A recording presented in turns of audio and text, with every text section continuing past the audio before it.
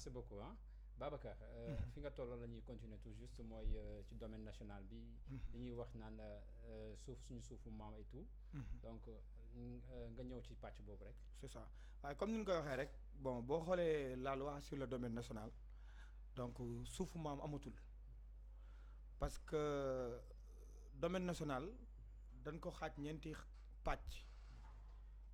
benn pàcc bi mi ngi nekk zone des terroirs beneen bi les zones urbaines les zones classées et les zones pionnières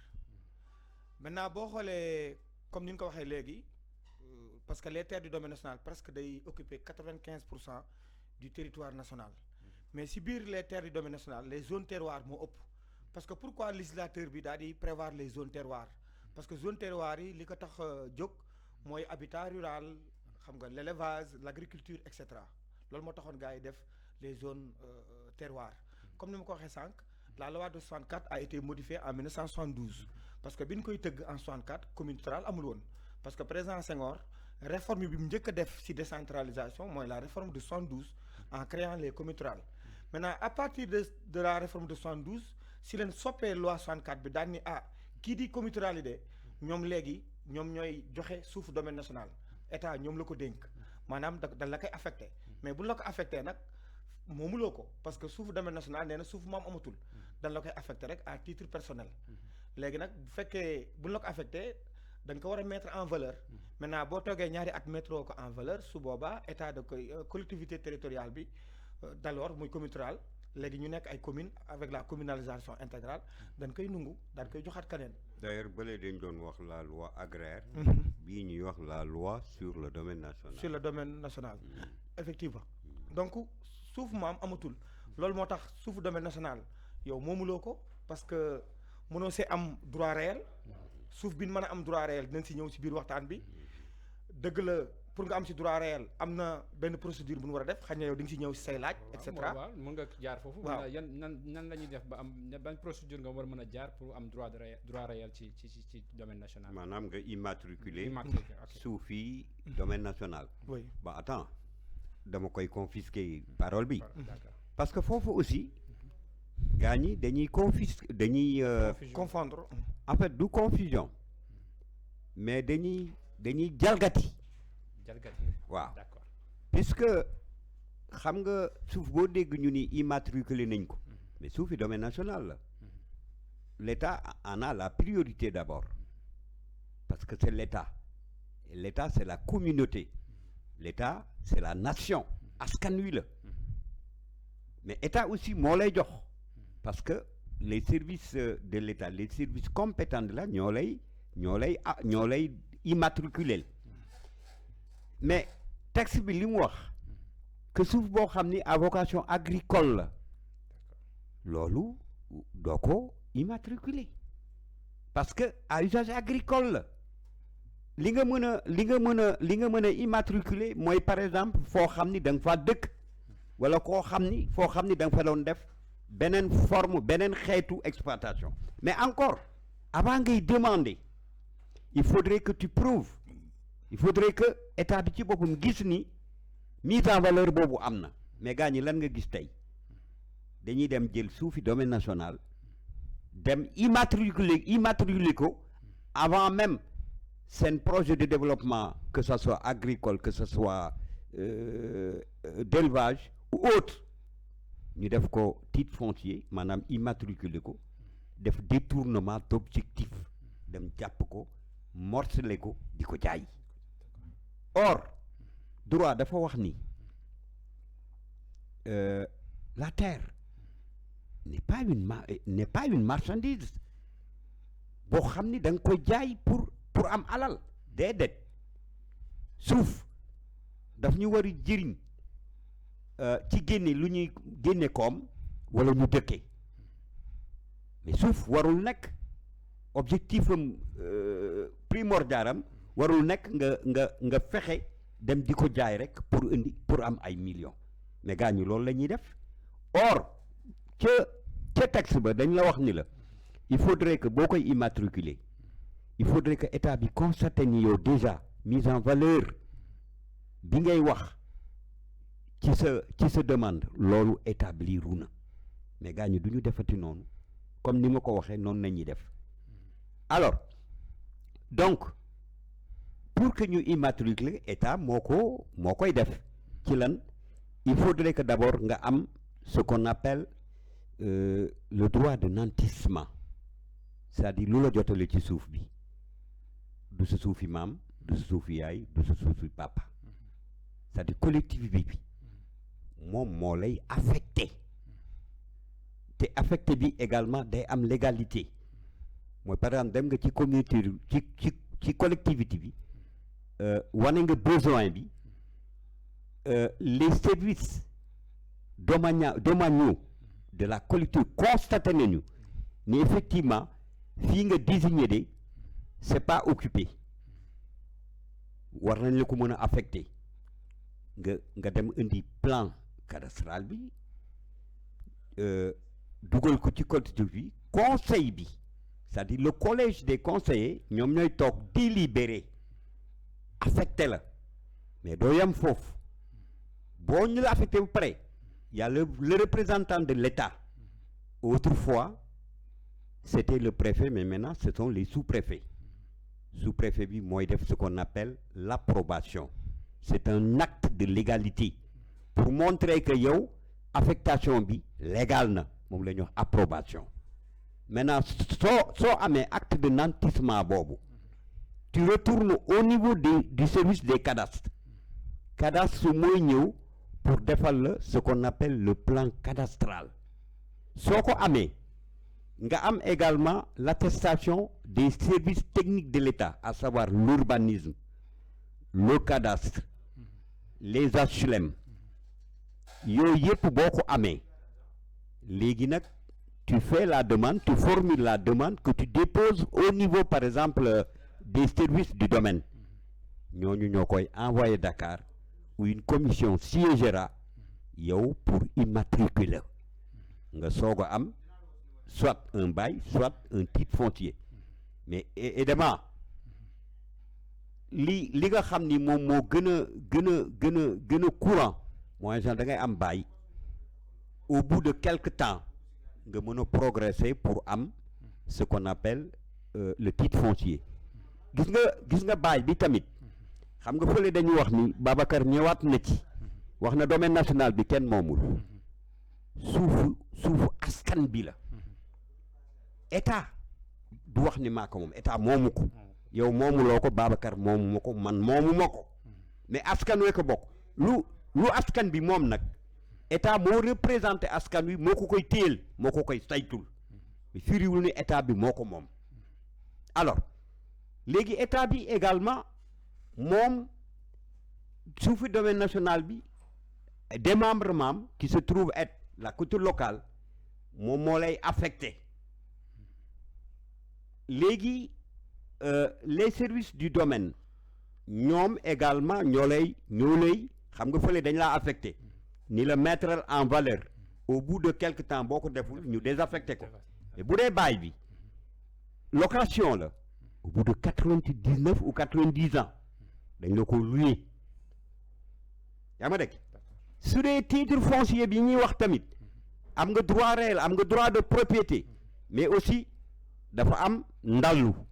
dafa am impôt booy verser l'État donc boo xoolee ci quintessence su texte bi pour nga moom suuf à proprement parler c'est tout à fait difficile parce que bu dee domaine national bi moomulo bu dee bail bi daf laa louer au bout de quelque temps soo renouvelé wul état bi da koy jëlaat bu dee titre foncier bi également am na looy joxewaat donc gis nga te état bi tam moo yey parce que suuf koo ko joxoon nga ne ko yaa ko moom yaay seet noo ciy defee lu la neex nga defee ko wallahi day mel ni nga ni sëñ Babacar Ndoye mii dinaa ko interpeller parce que Ndoye la sant sama kal la bu ko yàlla ne woon yaay dundal yaay rey kon dana rey njege nii suuf tam noonu la mel boo ko jëloon tey jox benn nit ni ko lii yaa ko moom boo ko moomalee dina am ñu mu ko xañ donc il faudrait que mu am benn garde-fou pour que ñu xam ne lépp ñëpp la lu nay ku nekk la waaye ñii ñoo koy saytu boo xoolee domaine national collectivité locale ñoo koy saytu boo xoolee état bi tamit yeneen domaines yi comme par exemple les zones pionnières yaa ngi ma dégg les zones classées ay forêt yi état bi moo koy classé moo koy déclassé firiwul ni moom waaye da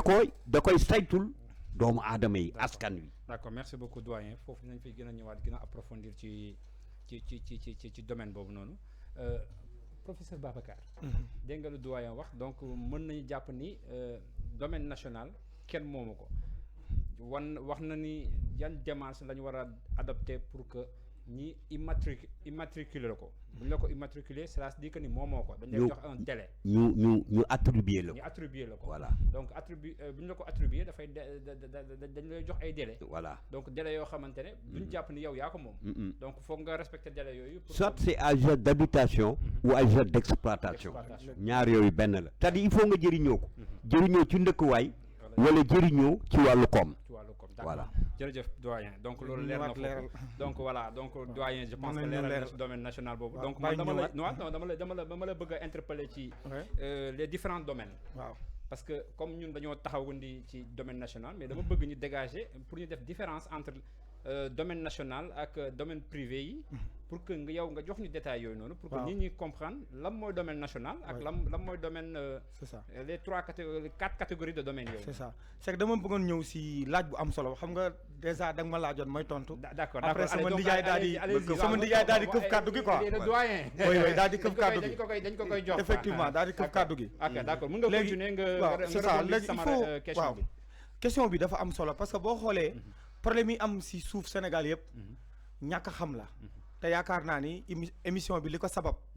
mooy ñu ñëw liñ xam as néew daal koy partager ak askan bi pour que peut-être ku xamul woon daal di xam peut-être ñun tamit liñ jàppoon ni noonu la peut-être bu ñu defee émission ba pare dina am ñun gis parce que tey yàlla dafa def ñu toog fii waaye xaj na am ñu dëkk si dëkk bi sujet bi ñuy débattre tey ñun ko gën a maîtriser parce que àdduna noonu rek la bu ñëwee wax bu ñu génnee rectifier nu beneen yoon bu ñu waxaatee mu gën a leer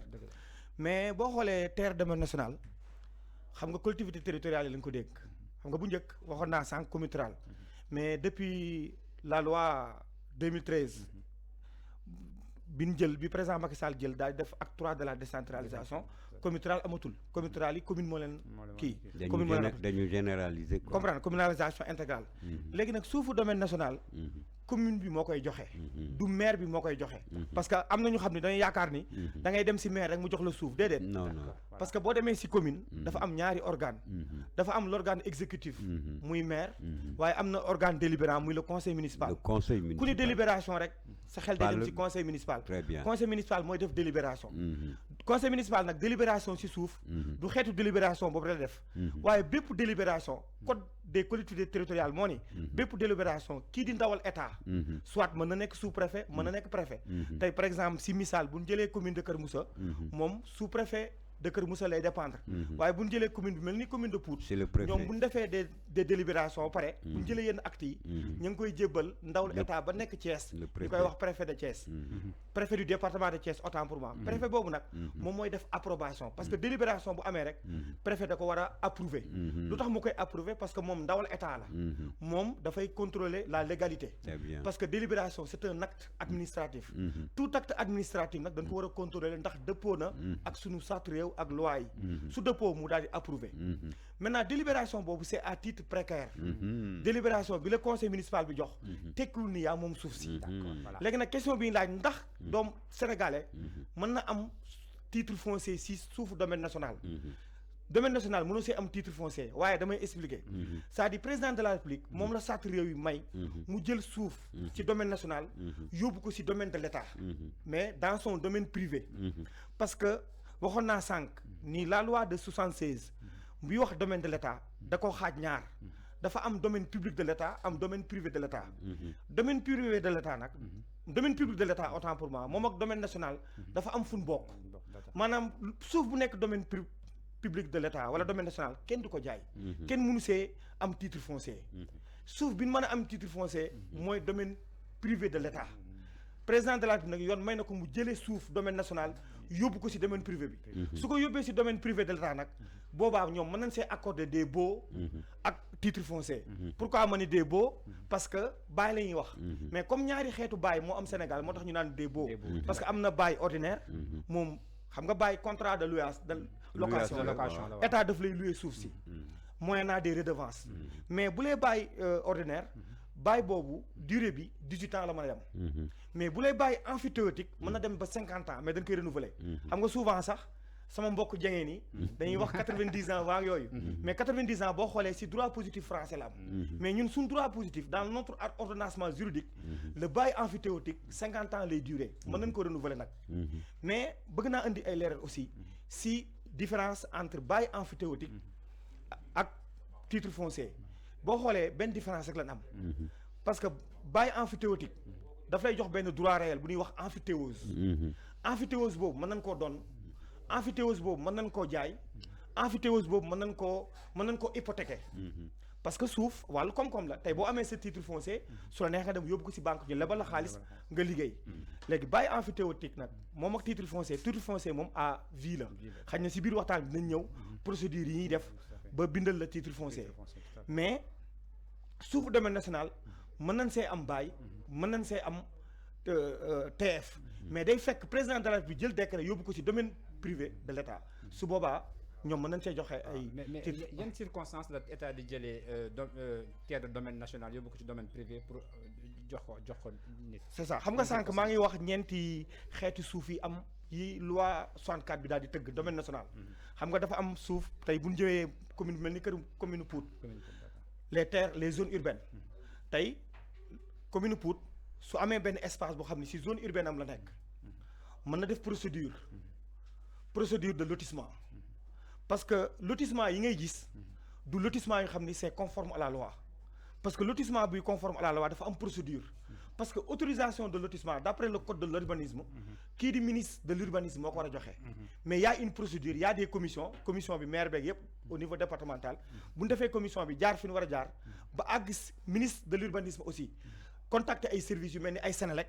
ay Sonatel wala LONASE bi xam ne moo yor office de office national de l'assainissement bu ñu joxee seen i avis favorable ba pare ministre bi daal di joxe ndigal pour ñu lotir. voilà foofu daw kii Babacar man dama lay ñaan nga insister encore ci wax lan mooy alignement ak lan mooy lotissement. waaw loolu dinañ ci wax ci biir. loolu lu ma prévoir la ñuy wax ci waxtaan bi. très bien donc étape par étape. lotissement bi yoon wax. bu ko collectivité territoriale bi daal di defee ba pare. léegi collectivité territoriale bi day saisir état parce que collectivité territoriale moom mënul jël suuf domaine national di si joxe ay bail. non ki am sañ-sañ bi mooy président de la République léegi bu saisiree président de la République mu yóbbu ko dans son domaine privé dans ce cas ñan koy alloué mën nañoo am ay baux ak ay titre foncier ci suuf bu ni mel. d'accord waaye daal ci gàttal suufu domaine national moom kenn du ko jaay.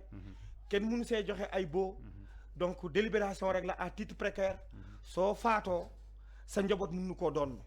sa njaboot bu ñu bëgg a amaatee suuf bi ci diir bu xam du jéggi 6 mois dana war a demaat sa collectivité territoriale boobu commune ba demandé ko ñu joxaat leen ko. waaw loolu la ñuy wax régularisation. régularisation bi ñaari forme la. yow mën ngaa am fii mën nga am suuf boo occupé malheureusement bi nga koy am demoo woon ci collectivité maintenant boo bëggee nekk en conformité da ngay dem ci collectivité bi mu affecté la ko loolu la ñuy wax régularisation comme bu sa wajur génnee nga bëgg yow occupé ko da ngay dem ñu defal la ce qu'on appelle la régularisation forme de délibération la mais da ngay régulariser waaw ñaar yooyu am na. d'accord donc doyen fa laay ci yow laay rebondir encore pour laajte beneen question bi mooy comme leeral nañu domaine national bi. léegi ban nan la ñu mën a ràññee le domaine public bi ak l'objet de titre foncier. je ne comprends catégorie de domaine yi. waaw dama bëgg nga ñëwaat ci catégorie de domaine pour wax carrément. nit ñi mën a identifier. ces différents domaines. nan lañ ko war a mën a identifier. waaw ak ñan ñoo am droit wu joxe ak ñan ñoo war a am titre foncier. waaw léegi ñeenti zone yi ma doon wax dama waxoon bu njëkk bi mooy les zones classées soo demee ci article 6 de la loi 64/46 mu ngi lay wax ni ay zone la à vocation forestière maanaam mën na nekk àll bu am ay garab mais état bi mën na ko tamit envisager pour def ko forêt loolu tamit état bi daf koy administrer suivant la loi loolu la ñuy wax les zones classées mën nañu jàpp rek mooy fii ñuy wax forêt classée état moo koy classé état moo koy déclassé tamit par décret c'est-à-dire président de la République rek moo am pour déclasser ko joxe ko mais keneen amu ci sañ-sañ boobu zone des terroirs moom lañ doon wax nii c'est des terres exploitées pour l'habitat rural la culture l'élevage et font l'objet d'affectation que par les membres des cultures locales qui mooy li kii doon wax léegi Babacar il y a ce qu'on appelle les zones pionnières sont des terres du domaine national réservées pour des mises en valeur prévues dans les plans d'aménagement et de développement mooy lii fii Ndoye doon terminé c'est-à-dire loolu réserve état bi la mun na ko déclasser parce que wax na ko fii nee na c'est des zones prévues pour des mises en valeur prévues dans les plans d'aménagement ou de développement. Ces terres peuvent être affectées par l'État à des cultures locales ou à des opérateurs qu'il reconnaît et contrôle. Mooy fii sa waay doon wax. Il y a maintenant les zones urbaines. Ce sont des terres du domaine national situées sur le territoire des communes ou des groupements d'urbanisme. Mais dafa am foo xam ni tamit laajuloo mo il faut mu ñëw fa. Par exemple, si on prend le décret 66 858 portant application de l'article 5 de la loi de 64, les terres du domaine national situées en zone urbaine peuvent être immatriculées au nom de l'État sans déclaration d'utilité publique. loolu tam état bi am na sañ-sañu boobu. Maintenant ci li nga ma doon laaj gannaaw bi ma la waxee 4 zones de terre yi am na loo ci toftaloon mu di lan encore maanaam ci domaine yi waaw kan moo am la supervision et kan moo war a détenir le droit de donner. waaw boo xoolee bu dee par exemple ci zone des terroirs la foofu collectivité locale bi moo fi am sañ-sañ mais boo xoolee ci yeneen kii yi comment dire zones yi presque état moo fa am mainmise quoi c'est-à-dire domaine national bi moom bon évidemment ça représente 95%. C'est ça. Bon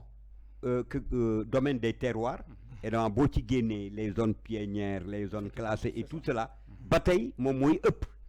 parce que fa la askan wi gën a nekk parce que askan wi ñaar moo leen itteel dëkk ak exploité béy sàmm et cetera boo xoolee kon domaine des terroirs yooyu toujours collectivité locale bi moo ci agir te soo demee ci loi bi tamit moom la ko état dink moom la wax ni veilleel ci loolu te yow tamit mënoo am benn kayit mënoo am lu mandargaal ni yaa ko occupé ndere jógewul ci autorité locale bi muy les collectivités locales donc moom moo ci jouer rôle bi gën a am solo te ñoom ñoo ci jouer rôle bi gën a am solo ñoom tam ñoo occupé li ëpp ci suuf si quoi mais li ñuy constater en zone urbaine pratiquement rarement nga fiy digg affectation pour lan parce que les zones urbaines là sont pratiquement trop étroites daanaka li fay nekk rek ay zones réservées pour des aménagements pour des projets de développement en général qui concernent la culture mais pour nga affecter fa nit lu muy dëkk wala lu muy béy wala lu muy sàmm c'est quasiment difficile parce que en général doo ko fa am maintenant nag avec l'acte 3 de la décentralisation avec la généralisation des cultures là collectivités yu jëkk yi maanaam communautés rurales yi ñoom dañu conserver toujours seeni localité yu jëkk ya conserver waat seeni suuf donc il est évident que foofu ngay gën a gis ay affectation parce que suuf sañu yoroon moom la ñu yoraat ñun par exemple boo demee ci collectivités urbaines yi d'ailleurs on nous parle de quartier on ne nous parle pas de village. Mais avec l'acte 3 de la décentralisation, les anciennes communautés rurales partent avec leur village. Donc ñoom ñoo lay ëpp suuf. Donc foofu la nu mu tuddati délibération di ëppee affectation foofu la ëppee mais foofu la coow ëppee tamit. foofu tam la coow par exemple coow yi ngay dégg yëpp ci maanaam li ñuy wax accaparement suufu jaamur xëccoo nangam conflit yi ngay dégg tous les conflits fonciers en général boo koy dégg rek ci zone ci commune rurale yi nga koy dégg parce que mu ëpp suuf parce que la naam ne fa donc coow li foofu la gën a nekk et toujours encore man dama ciy delluwaat c'est le domaine national rek moom mooy ndeyu mbili loolu nag comme ni ko Babacar waxee il y a ce qu'on appelle la méconnaissance du texte te loolu lu ko indi c'est que nit dëkkuwaayam dafa am un aspect sociologique moom mooy déterminer environnement am ñaare booy changer gis-gisam maanaam booy soppi gis-gisam soo demul ci sociologie boobu soo ko jàngatul lu dul nga ñëw rek imposer ko da nga indi problème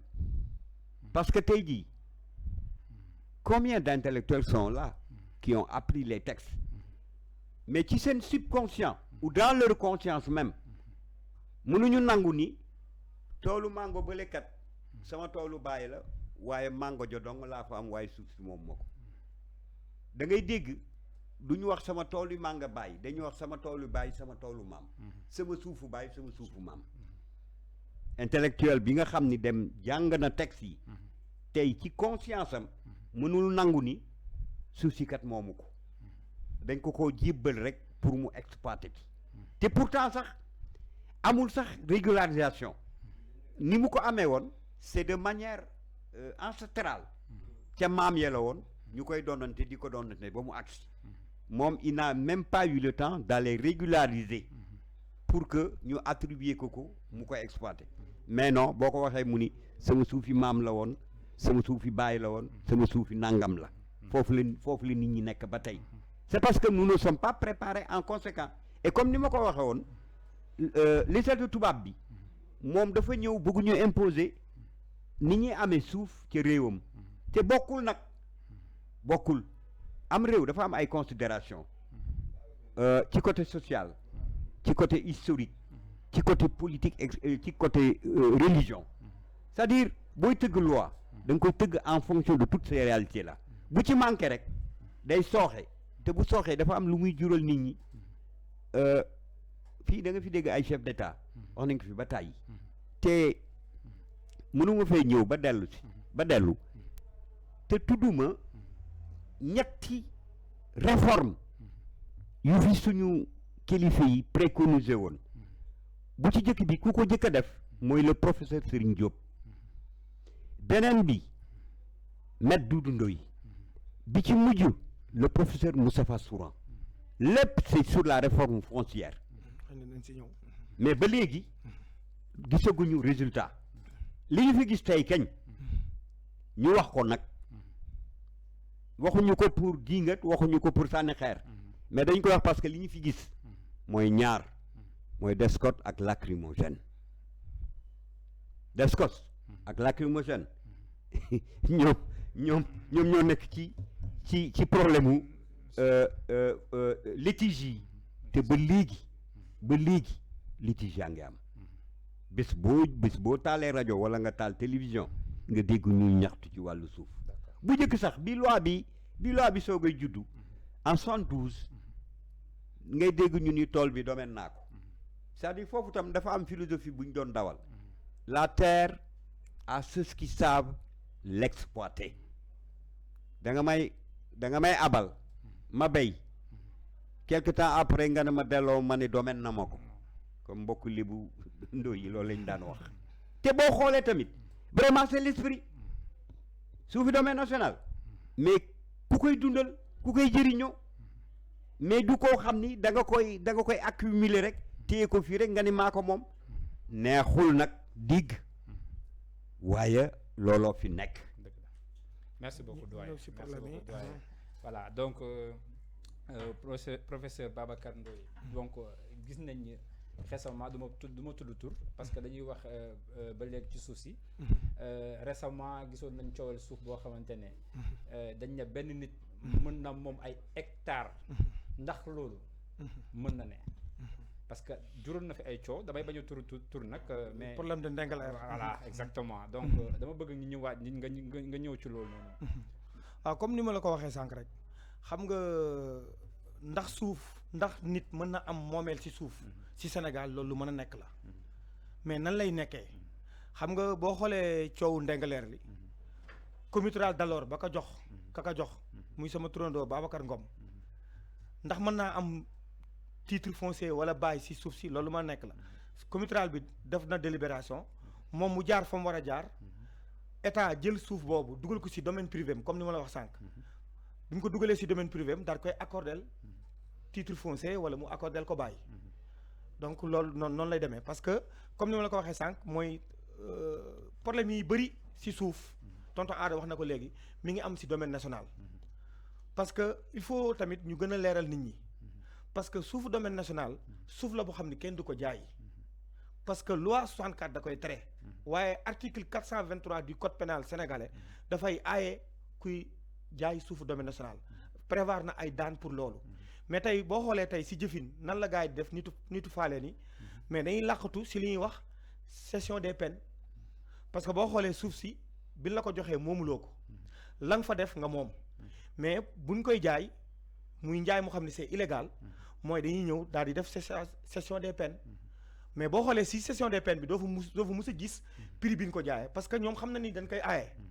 yaa ngi gis maintenant donc pour xamal nit ñi nii suuf bii ngay jënd mooy suuf bu xam ni ci notaire nga koy jëndee suuf bi ñu jëndee ci notaire nag mënu nekk suuf domaine national kooku suuf bu xam ni titre foncier la wala bail la parce que ni nga mën a jaayee titre foncier noonu nga mën a jaayee bail mais nit ki buy par exemple tey booy jaay titre foncier yow doo tàggu état ci fàttali léegi waxoon naa ni bail contrat de location la yow bail emphytéotique boo ko amee am nga droit jaay ko mais da nga war a dem am autorisation pour jaay ko da ngay dem service des domaines nga wax ni da nga bëgg a jaay si suuf ñoom ñu jox la autorisation nga jaay ko maintenant boo ko jaayee ba pare ki nga ko jaay bu koy jënd da ko war a jënd si kanamu notaire parce que bépp njaay boo xam ni si suuf la te jaayewuñu ko si kanamu notaire rek njaay boobu day nul maintenant yow miy jënd nag booy jënd si kanamu notaire war ngaa dem service des centres fiscaux boo demee service des centres fiscaux am na benn chef de bureau bu fa nekk boo xam ni c'est le conservateur parce que tey wàllu foncier di nga nit yow ak man ak tonton Aada ni amee kayitu juddu ba fan juddoo par exemple tey ma juddoo Pout soxla kayitu juddu dem mairie Pout ma dem jàkkaarloog officier d'état civil bi mu jox ma kayit noonu la suuf aussi di amee kayit juddu mais ban suuf mooy am kayitu juddu mooy suuf bu nekk domaine privé de l'État parce que suuf bu nekk domaine national mënu am kayitu juddu parce que loolu ñuy wax délibération wala muy acte administratif loolu du kayitu juddu suuf kayitu juddu suuf moom mooy titre foncier wala bail maintenant fan ngay dem da ngay dem conservation foncière boo fa demee di nga fa fekk benn fonctionnaire boo xam ni ministère des finances moom moo ko nommé mu nekk conservateur foncier foofu ngay dem mu jox la mu defal la kayitu juddu bi parce que ni registre des naissances amee noonu la registre foncier amee soo demee mu bind sa suuf si registre foncier bi yow tamit buñ lay jaay war ngaa dem vérifier si registre foncier bi suuf bi ñu lay jaay ban suuf la parce que tey man mën naa am suuf am titre foncier si régime matrimonial autant pour moi ma bokk alal ak sama soxna léegi su ma bokkee alal ak sama soxna suuf alal la su boobaa xañ na sunu sëy bu amee problème te juge bi prononcé wu si man su ma làqatoo jaay ko wala sama soxna làqatu jaay ko soo boobaa yow mi ko jënd da ngay am problème suuf bi aussi comme ni ma ko waxee sànq nee naa boo amee TF wala nga am bail mën nga dem yóbbu ko si banque def si hypothèque ñu lebal la xaalis tey tamit booy jënd suuf war ngaa dem xool si livre foncier bi parce que livre foncier bépp citoyen am na droit dem xool livre foncier bi moyennant benn somme d'argent booy joxe nga consulter livre bi lépp lu am si suuf bi rek soo demee di nga ko fekk bu ñu ko hypothéquer di nga ko fekkee da ko bokk ak soxnaam di nga ko xam bu ko dee bala ngay jënd nga xam ne lii kat hypothèque la su dee am na sax luñ ci fell jaay très bien di nga ko xam bu ko dee hypothèque boobu boo ko kiiwul rek su boobaa yow boo jëndee suuf si yaay doon bor bi donc yooyu ay affaire la yoo xam ni population bi war na ko xam suufu domaine national encore une fois kenn mënu koo jënd parce que kenn du ko jaay loi da koy tere gis nañ nag ñu koy jaay parce que boo xoolee foofu manquement dafa am parce que parquet bi bu defoon liggéeyam yaakaar naa tey problème bi yëpp du am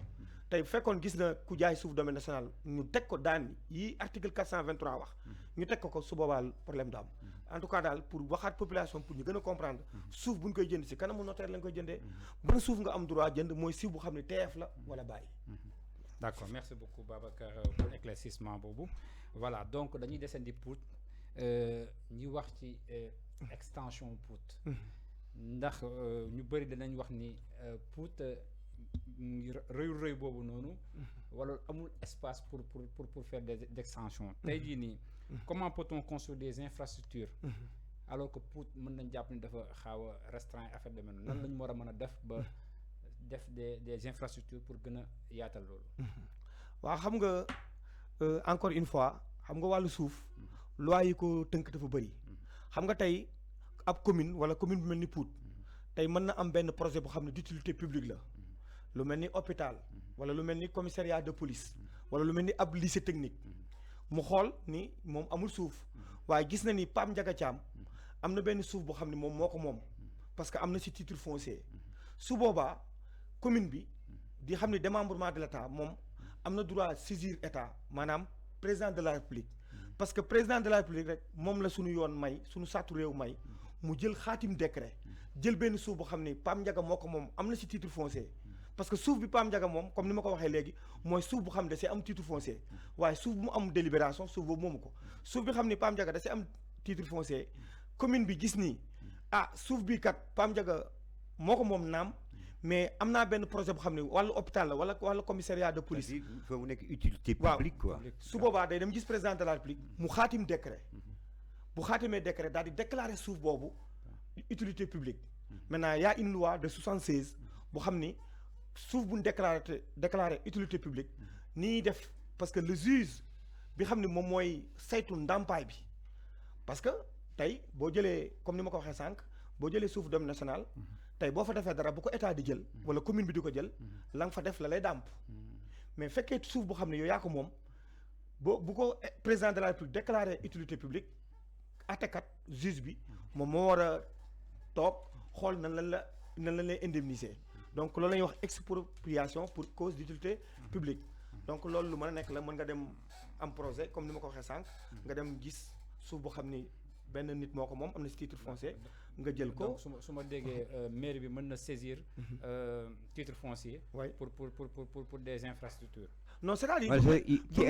ci état bi lay jaar. c'est ça du mairie bi moo koy saisir parce que maire bi. état bi amul doole mairie bi amul doole boobu. yoon mayu ko moom suñu sàttu réew mayu ko mu gis benn suuf boo xam ni par exemple Pape Ndiaga moo ko moom wala tonton Aada. am ci titre foncier mu koy jël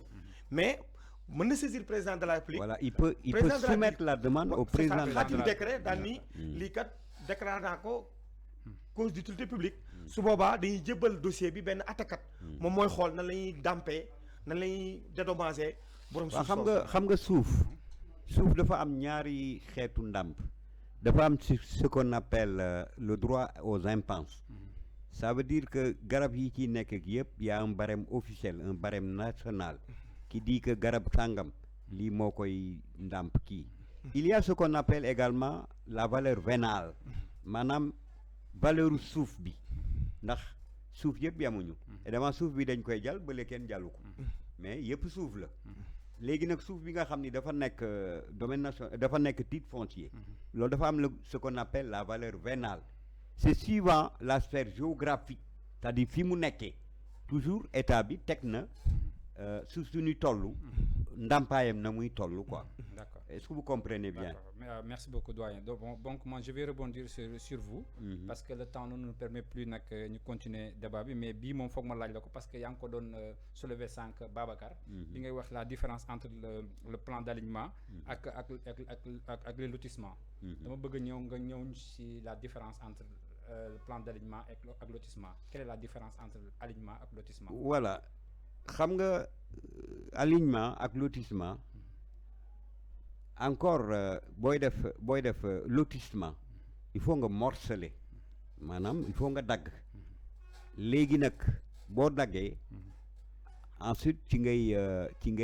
ngay defee ce qu'on appelle kii nu mu tuddee encore kii le morcellement ci ngay demee ci lotissement ça veut dire que da ngay fekk béréb bi maanaam day nekk benn lot soo ko morcel fa soo ko daggee ba pare ci nga koy mën a defee ay parcelles loolu la ñuy wax le lotissement mais il y a une procédure c'est-à-dire que yow en tant que collectivité locale noonoo ñëw rek jóg ou bien benn tierce personne jóg dem fekk benn domaine mu ñëw rek dagg ko def ko ay parcelles nit ñi occupé wala ñuy jaay il faut une autorisation préalable du ministère de l'urbanisme xam nga les collectivités locales là leur répondant techniquement c'est les services de l'État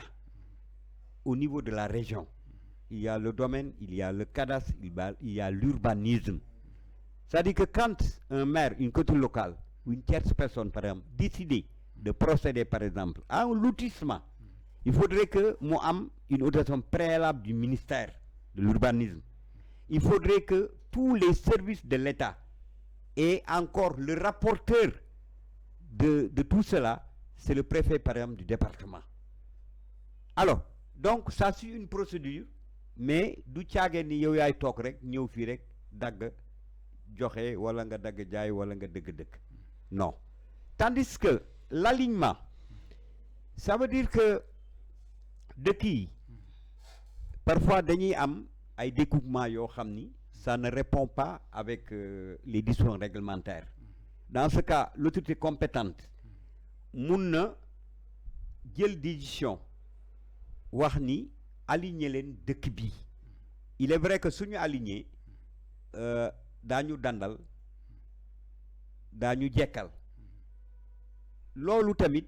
il y a des dispositions réglementaires qui émanent de l'autorité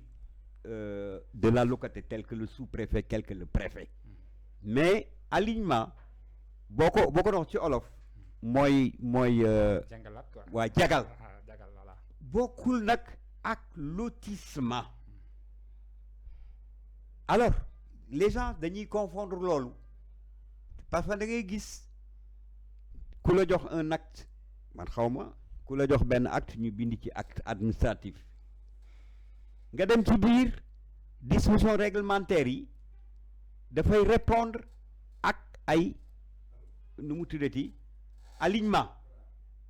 tandis que fële moom dafa waxoon ni dafay def lotissement donc nga fekk fi ay anomalies yu doy waar là aussi li ciy doy waar mooy acte ba cay juddoo du baax parce que soo demoon tey ci cadastre du lieu du ressort ngeen dama bëgg plan wu fii mais du ko gis parce que jëlu ko en compte parce que bi ñuy def soit le morcellement là bi ngay wax yow li ngay woowee alignement te muy morcellement ci yow muy lotissement ci yow d'abord vous n'avez pas eu l'autorisation préalable du ministère les services compétents de l'État au niveau de la région ne sont pas associés donc fi ñu lay jëkk a baare mooy par exemple le plan cadastral cadastre n'a pas été présent sur les lieux donc boo xoolee kon en vain le papier là du am benn valeur juridique te nit ñi ñu ngi traîner ak yooyu et dama loolu yëpp dafay dugaat ci benn ñàkk xam ñaareel ba également il faut que ñu koy nangu c'est-à-dire ñun ni ñu concevoir suuf la rek c'est-à-dire ca cosaan la noonu lañ ko xamee woon buur ñëw bëgg a indi ay coppati ay coppite or ci suñu conscience lii rek lañ ko gisee bon loolu nag laa doon wax ni am na ñetti réforme yu fi ron c'est-à-dire état mooy jël volonté mooy jël courage am mu def ay réforme yi mooy da ngay tenir en compte des réalités socio historiques politiques xam nga bu njëkk damaa waxoon ni le lamana là mën na ñëwaat ñan ñooy nekk lamén yi les cultures locales da ngay jël suuf yooyu immatriculer ko au nom des collectivités locales ñu nekk ay laman nga jox leen plan cadastral jox leen un livret foncier ñu jàkkaarloo ak seen suuf ñu affaire ñu jàkkaarloo ak suuf si dañ ko mën a gérer mais da nga xam nu ñuy attribuer suuf si mais à défaut de tout cela toujours conflit dafay am rek les collectivités locales c'est des répondants de l'État dans les terroirs ci biir réforme yi nañu leen affecter les terres des terroirs avec tout l'arsenal technique su ko defee dinañ mën a jàkkaarloog suuf bi je vous assure que suñu defee lii ak yeneen xeetu réforme conflit yi ñuy dégg du ma ni dana dañ de mais lu ci bare dana wàññeeku en tout cas man moom laa gëm jusqu'à ce que ñu indi ay solutions yu gën a adéquates mais man daal nañu def collectivités locales yi ñu nekk ay laman. D'accord donc loolu mën nañ jàpp ni proposition de solution la pour résoudre problème titre foncier au Sénégal donc Babacar dernière question bi ma lay poser mooy ci ba léegi dañuy desandi ci lotissement bi lotissement bi dañuy desandi ba léegi donc xam naa ne fa laay jeexale sama question sax mooy bu ñu lotissé ba pare ñi dëkk di génne plan ba dëkk est-ce qu'il y a une possibilité et que ñi dëkk ba pare ñi retracer waat plan yi pour defaat alignement ndax ñi dëkk ba pare dañuy conformer wu ci deuxième plan bi pour mën a aligné wu wala lan la ci yoon wax. xam nga comme ni ma ko waxee sànq lotissement dafa am loi bu ko prévoir c'est le code de l'urbanisme mais loi boobu dañuy gis ni dañ koy jalgati xam nga tey Sénégal jàpp naa ni du problème mu texte mais mise en œuvre application texte yi foofu la problème bi nekkee parce que texte yi li mu wax dafa leer texte yi boo jëlee domaine national nee la suuf la boo xam ne kenn du ko jaay loi boobu wax na ko. kenn du ko beneen kenn du ko doon. xam nga foofu leer na. loi boobu boo demee si loi boobu article yi bëriwul 17 articles donc la am loi bu neex a comprendre la mu am droit décret d'application pris à la même année. donc loi boobu y a pas d'ambiguïté nee na suuf si kenn du ko jaay code pénal bu Sénégal sa article 423 ba wax ni lii di suufu domaine national ku ko jaay da laa war a teg ay daan mais daan yooyu du préfet moo koy tege du maire ki koy tege c'est le parquet le procureur de la République moom moo war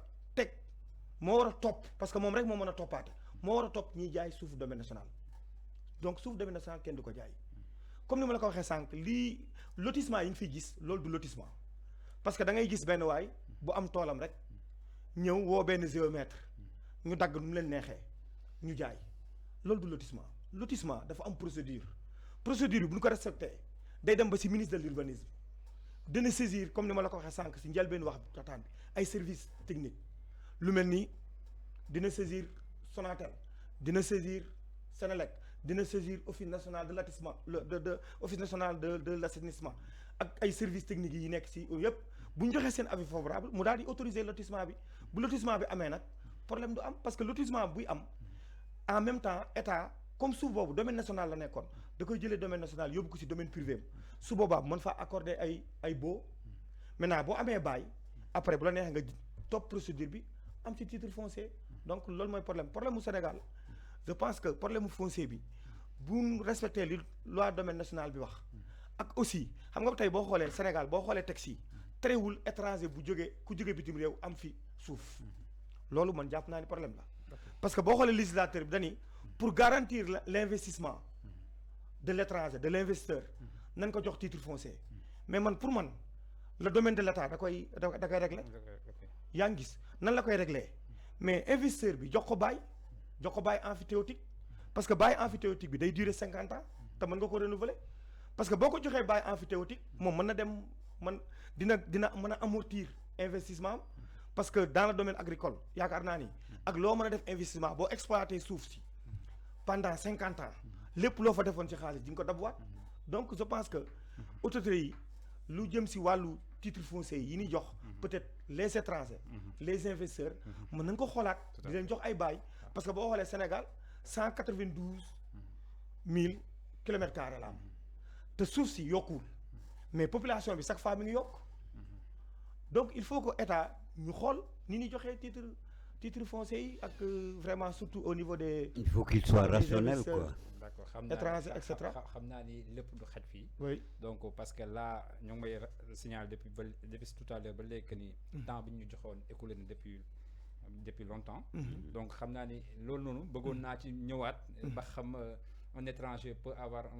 war nañ ko mën a attribuer titre foncier. c'est ça xam naa loolu bëggoon naa ñu waxtaan ci mais temps bi may ñu ko. donc pour rappeler aux téléspectateurs rek ñoo ngi doon seetaan ça nous intéresse sur Xipil TV donc ma amoon sama ñaari invité sama doyen nee na moom il n'est pas un expert mais li mu fi wax nii expert vraiment mooy waxee nii ah donc moom di un personne ressource ah jox ñu xam-xamam ñi jëriñoo ko waa pour yëpp jëriñoo ko ah ma amaat aussi tamit Babacar Ndoye di professeur moom it aussi tamit moom un brillant professeur bi def éclaircissement vraiment ci sujet bi xam naa ni thème bi dafa vaste duñ ko mën a waxtaan tey 1 heure de temps sax wala voire 2 heures de temps duñ ko mën a jeexal donc dama leen di bàyyi rek ngeen tàggatoo ak téléspectateurs yi neen seetaan à travers Xipil TV. voilà man dama éprouver encore un léger plaisir ma toog di partager ak sama doom sama jarbaat xam nga jaboot doo soxor c'est bu ko tey bu ma toogee ak sama doom di sama jarbaat mu def vraiment débat bu ni toll man damay wax alhamdulillah man damay wax ni mën naa ruur tey samay jàjj ndax ñi ma bëggoon ñu may donn ci wàllu xam-xam ñu ngi ci tànkam donc bravo Babacar vous avez été à la hauteur inchallah te fii ñu toog tey aussi suñu rakk moo ko tablir ci xereñteem ak bëgg dëkkam muy koo xam ni maa ko juddulu maa ko yar kon man double plaisir la ma ñëw tey ci émission bi muy sama gulet fii dëgg la te bu ñu yàlla may dund aussi du yamandi ndax yaa ko wax le sujet dafa am ñam mënuñu ko éplucher ci benn bés de toute façon li ñu leen di xamal mooy ñu ngi leen di jox suñu disponibilité chaque fois bu ngeen ñu soxla bu neexee yàlla dinañ def suñu kent lay kattan ñëw toog ak yéen ci n'importe quel domaine ak n'importe quel sujet parce que ñun fii la ñu am kon bu ñu gisee ay ndaw aussi sawar ci tabax seen dëkk tabax seen réew ñun lu ñu doon ay mag il faut que ñu leen ciy gunge donc encore di la gërëm di la sant ci yar bi disponibilité bi en tout cas merci encore merci beaucoup. D'accord. Donc merci beaucoup suñu doyen donc Babacar ngay tàggatoo waaw xanaa di gërëm borom kër gi d'abord muy Pape Ndiaga mi ko waxoon naa ko si njëlbéenu waxtaan bi am initiative teg lu ni mel si Pout tey boo xoolee plateau bi ak à travers Xipil tey gëm naa ni ñun Pout waaye amul dara lu ñuy envier ak si TFM ak Walfadjri wala Sen TV donc Pape Ndiaga bu amee initiative bu ni mel duñu def lu di ko gërëm parce que permettre na Pout waaye ñu am benn espace di man di waxtaan ay faits de société di man di waxtaan ay sujets yi xam ni day am ay njeexital ci dundu askan bi parce que ku ni suuf rek wax sutura parce que doomu aadama bi même bu génnee àdduna sax pour ñu suturaal ko faaw ñu def ko suuf nit ki aussi pour mu am sutura ak njabootam faaw mu am kër. moom sax suuf la. waaw moom sax suuf la. donc débat bu ñuy mel day débat bu am solo. comme ni nga ko waxee rek temps bi kenn mënu see waxtaan lépp. waaye xañ na bis yi di ñëw wala ay bis yi di ñëw wala weer yi di ñëw. dinañ fi ñëwaat wala ñeneen ñëwaat fi. gën a indi ay leeral si lu ni mel. parce que dëgg la temps bi xatoon na yéene bi ñu gënoon a am pour gën a leeral xañ na peut-être xel du mat parce que damay profiter aussi si occasion bi wax ni peut-être c'est la première fois may toog si plateau si benn médium di si waxtaan kon loolu bu amee dama koy gërëmee Pam Ndiaga mais yow tam di la gërëm si vraiment questions yi pertinentes yi ngay posé di la gërëm aussi si questions yi xam ni vraiment buñ ko leeralee rek askan bi dina si gis boppam donc di la gërëm di la sant encore une fois di gërëm Pam Ndiaga di woo Poutwaay yëpp aussi ñu jàpp si télé bi parce que télé bi du télé Pam Ndiaga télé waa Pout la télé Pout Jandeer la télé Kër Moussa la waaye di woo waa diaspora bi doomu Poutwaay yi nekk à l'étranger parfois lu ñu mel aussi dina leen permettre ñuy xam lii xew biir Pout di leen woo aussi ñu jàpp si donc di leen gërëm di leen sant di jéggalu rëq-yëq yu ñu fi def di gërëm sunu kilifa tonton Aada di am vraiment mbégte bu mag di bokk ak moom plateau. D'accord donc merci beaucoup Babacar loolu moo nekkoon dernière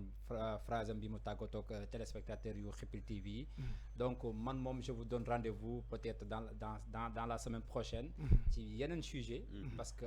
comme j'ai l'habitude de le dire ça nous intéresse ce qui nous intéresse mooy ce qui vous intéresse donc ñoo ne là pour vous pour wax leen jox leen ay njariñ yoo xamante ne ay sujet sax yoo xamante ne dina leen njariñ donc je remercie sama réalisateur bi à la régie aussi Sams mayu ma benn yoon temps à chaque instant moom mooy def signe que ni temps bi ma joxoon jeex na donc di remercier aussi tamit téléspectateurs yi yëpp doon toogoon seen kanamu écran dañuy seetaan de vous donne rendez-vous à la prochaine Inch'Allah d'ici là portez-vous bien merci beaucoup voilà